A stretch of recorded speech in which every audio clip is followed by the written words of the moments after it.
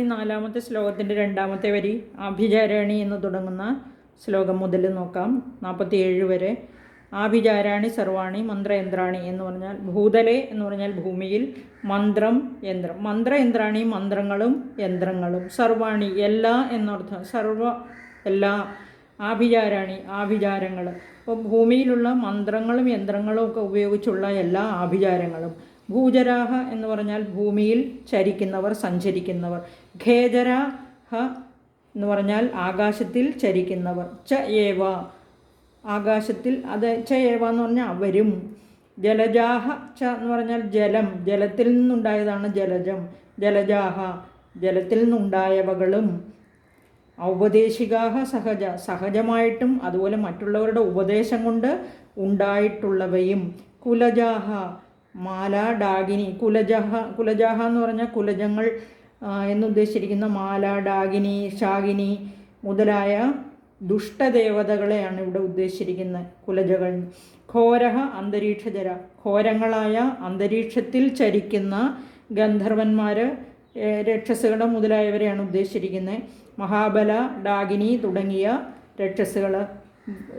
ഗ്രഹഭൂത പിശാചാഹ ച, ഗ്രഹങ്ങളും ഭൂതങ്ങളും അതുപോലെ പിശാചുക്കളും.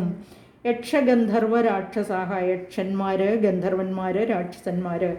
ബ്രഹ്മരാക്ഷസ വേതാളാഹ, ബ്രഹ്മരക്ഷസുകളും വേതാളങ്ങളും. കൂഷ്മാണ്ഡ ഭൈരവാദയ, കൂഷ്മാണ്ഡ നമ്മൾ പഠിച്ചു നാലാമത്തെ ശ്ലോകത്തിൽ. കൂഷ്മാണ്ഡേതി ചതുർദ്ധകം, കൂഷ്മാണ്ഡ കുൽസിതമായ ഊഷ്മാവ് അണ്ടത്തിലുള്ളവൾ എന്ന് പഠിച്ചു.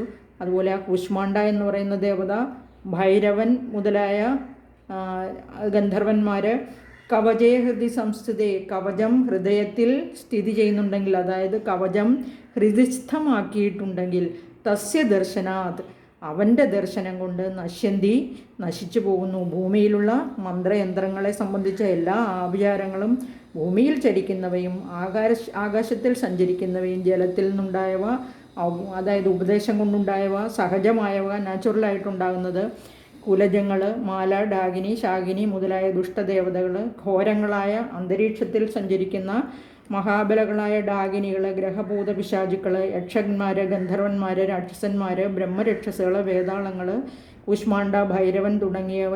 ഇവരെല്ലാം കവചം ഹൃദിസ്ഥമായിരിക്കുന്ന സമയത്തിൽ അവൻ്റെ ഏതൊരുത്തൻ്റെ ഹൃദയത്തിലാണോ കവചം ഉള്ളത് അവൻ്റെ ദർശനം കൊണ്ട് നശിച്ചു പോകുന്നു എന്നർത്ഥം.